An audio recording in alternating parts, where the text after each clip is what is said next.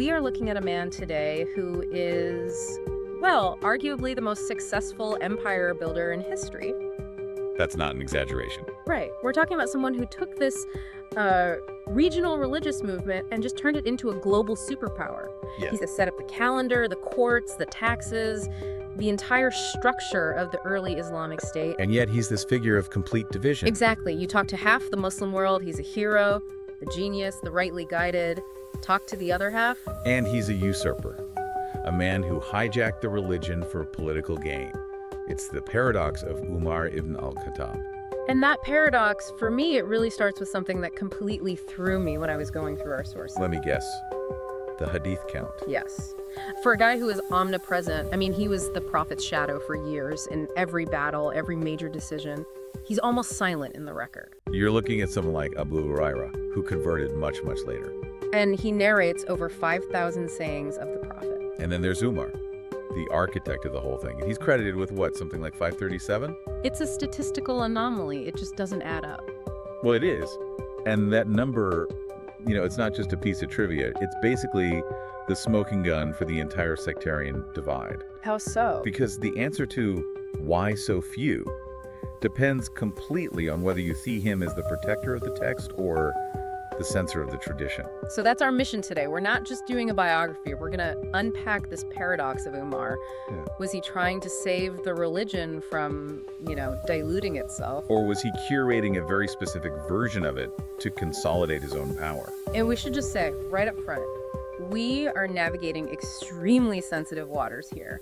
We've got sources from Sunni tradition, Shia critiques, modern academic history. And our job is just to lay them all out. The good, the bad, the very controversial. We're not taking sides. Right, we're just the messengers. But before we get into all that heavy theological stuff, we need to ground this. Who was this guy? Before he was the commander of the faithful, he was just Umar from the Banu Adi clan. And they weren't like the top. Not the royals, no. They were the diplomats, the arbitrators. So he grows up in this environment of conflict resolution. And at first, he wasn't just indifferent to Islam. He was its enemy. Arguably its most violent opponent. The sources describe him as physically imposing, a wrestler. Very tall, very strong. And with a severe temperament. So when he converted around 616 CE, it was a massive shock to the system. It changed the whole power dynamic in Mecca. But that severity, that controlling instinct, it never really leaves him, does it? It never does. It just gets redirected. From fighting the faith to building the state. Let's talk about that state building through his household. Because, usually we kind of glaze over the wives and children section of a biography. But with Umar, it's different. His marriages feel like political chess moves. They absolutely were. He had between 7 and 9 wives over his life, but there's one marriage in particular that is a massive flashpoint. His marriage to Kulthum bint Ali. Okay, hold on. Ali, as in Ali ibn Abi Talib. The very same. The prophet's cousin, the central figure for the Shia. And historically, the man Umar supposedly blocked from becoming caliph. That's it. So, if they're political rivals, why is Umar marrying his daughter? That is the million-dollar question. From a Sunni perspective, this marriage is proof. See, there was no bad blood between them. The happy family narrative. Exactly. It shows they were close, that the prophet's family, the al-Bayt, had a strong bond with the caliph. I'm guessing the Shia sources see it a little differently. Not at all. In their tradition, this is seen as a power play, a forced alliance. By marrying the prophet's granddaughter, Umar makes it almost impossible for Ali's camp to oppose him. Because he's family, you neutralize your opposition by marrying into it. It's 4D chess. Some Shia sources even claim the marriage was coerced. But politically, it shows you he wasn't just a believer, he was a strategist. He knew that legitimacy came from proximity to the prophet's bloodline. And speaking of legitimacy, we have to touch on the social structure. The sources mention his concubines, women like Furqayha and Luhaya. Now, this is 7th century Arabia, so slavery is the norm. Right, it's historical context. But his legal ruling on this just seems so modern in a way. It seems to contradict the whole idea of people as property. You're talking about the Walad principle. Mother of the child, yes. This is a perfect example of Umar the legislator. He creates a rule.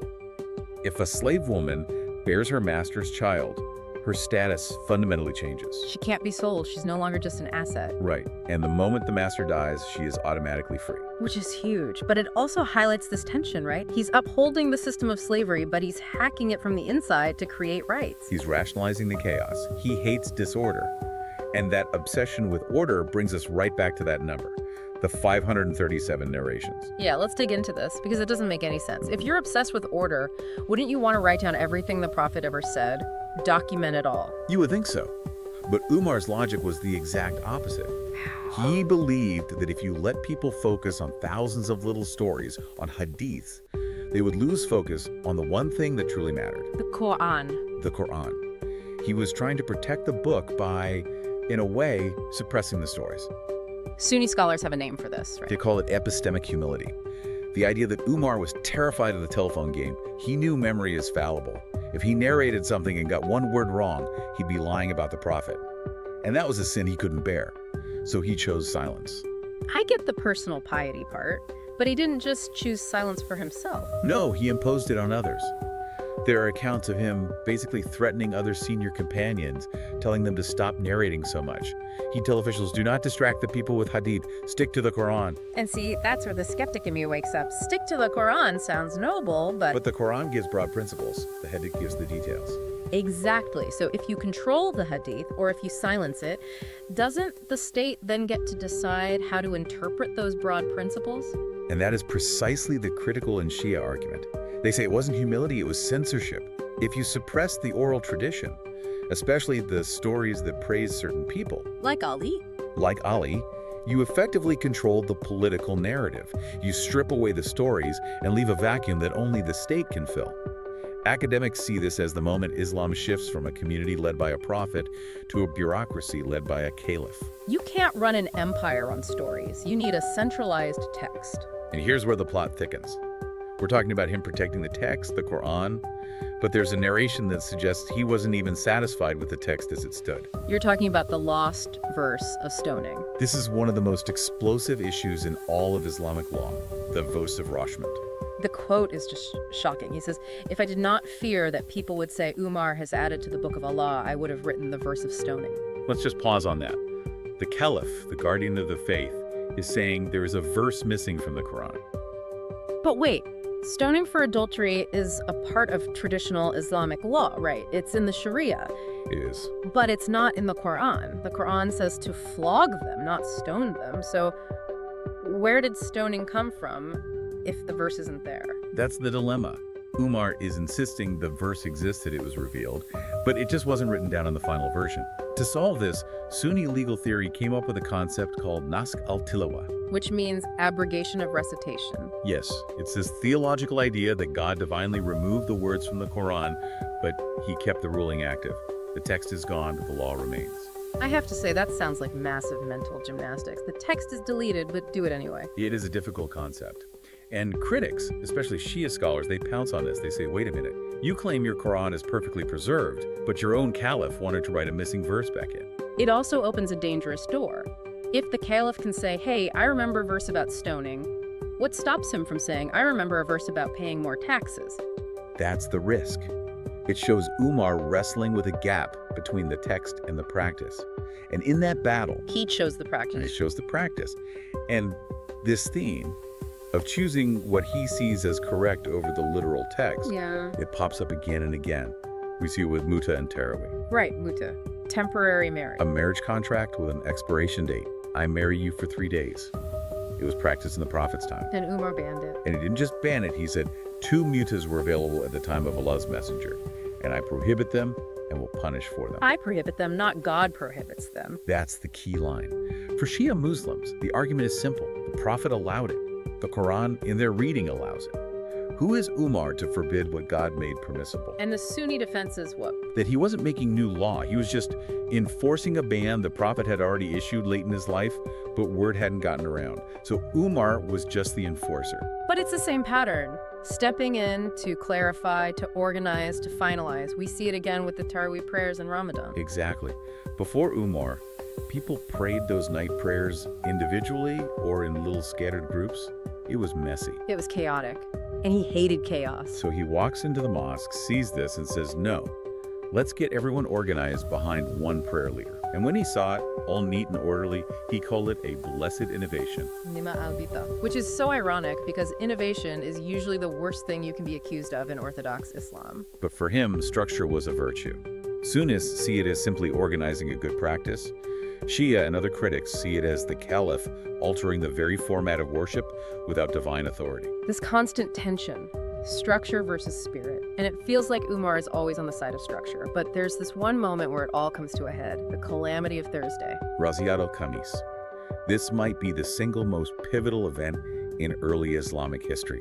It sets the stage for everything. So paint the picture for us. It's Thursday. The prophet is on his deathbed. He's feverish, surrounded by his closest companions. The tension in the room is just immense. And in this moment of pain, he asks for writing materials. He wants to write a final will. He says, "Bring me something to write on so I may write for you a statement after which you will never go astray." Final guidance. And the room just erupts. Some people rush to get a pen, but Umar speaks up. He says, "The prophet is overcome by pain. You have the Quran. The book of Allah is sufficient for us." The book of Allah is sufficient. There it is again. And chaos breaks out. People are yelling at each other, "Give him the pen." "No, listen to Umar." The argument gets so loud that the prophet just tells them all to leave, and nothing is written. That is heavy. I mean, my instinct is if the prophet of God asks for a pen, you give him the pen. Why would Umar stop it? From the Sunni perspective, it was an act of mercy. Yes. That he saw the prophet was delirious with fever and wanted to spare him the strain. He was protecting the prophet's dignity, preventing him from writing something in a confused state. Okay. But if you ask a Shia scholar, they see it as a coup, a political maneuver. They believe the prophet was about to write, in no uncertain terms, "Ali is my successor." By stopping the pen, Umar blocked the designation. So the Book of Allah is sufficient wasn't a statement of faith. It was a declaration of independence. It was effectively saying, "We have the book. We don't need your final command." It separated the scripture from the speaker. And notice the pattern. With the Hadith, he silences the stories to protect the Quran. Here, he silences the prophet himself to rely on the Quran. An authority that he, as the next leader, would be the one to interpret. Precisely. The powerful lens. We get. But there's one last contradiction. We've painted him as this rigid, authoritarian figure, the man with the whip. And he was. He was famous for patrolling Medina with his whip, the Durra, enforcing public morality. He pushed for veiling women even before the Quranic verses on it were revealed. The agreement of Umar. He had an idea, and then a revelation came down that matched it. Which Sunnis see as his divine intuition. Critics see it as his personal views influencing the text. But, and this is the twist, this same rigid man suspended the law entirely when it mattered most. You're talking about the year of Ash, the famine. A terrible famine hit the region. People were starving. Now, the Quran is clear on the punishment for theft. You cut off the hand. It's a had punishment fixed by God. But Umar didn't do it. He suspended it. He argued that you cannot apply the law of theft to someone who is stealing just to survive. So wait, the man who said the Book of Allah is sufficient actually suspended a clear ruling in the Book of Allah to save people. Yes, and this is why modern legal reformists are so fascinated by him. This one action creates the principle of maslaha, or public interest. It implies that the purpose of the law to preserve life is more important than the literal letter of the law. So he's a literalist when it suits the state, but a pragmatist when it saves the people. Or maybe just a man who believed the law should be a tool for justice, not a suicide pact. So where did that leave us? We have two Umars, the Sunni Umar, the rightly guided pragmatist who saved the text from chaos, and then the Shia and critical Umar, the political mastermind who curated the religion to build a state. And both are looking at the exact same data. The low Hadith count, the calamity of Thursday, the banning of muta. It all just depends on whether you value the structure he built or the spirit and the lineage that were perhaps sidelined to build it. Which brings us back to the big what if. It does. If Umar had been different, if he had handed the prophet that pen, or if he'd encouraged everyone to write down every single story they remembered. Would we even have the same religion today? We might have a religion with a lot more stories, but maybe a lot less unity. Or maybe a religion centered on a family instead of a state. We'll never know. We won't.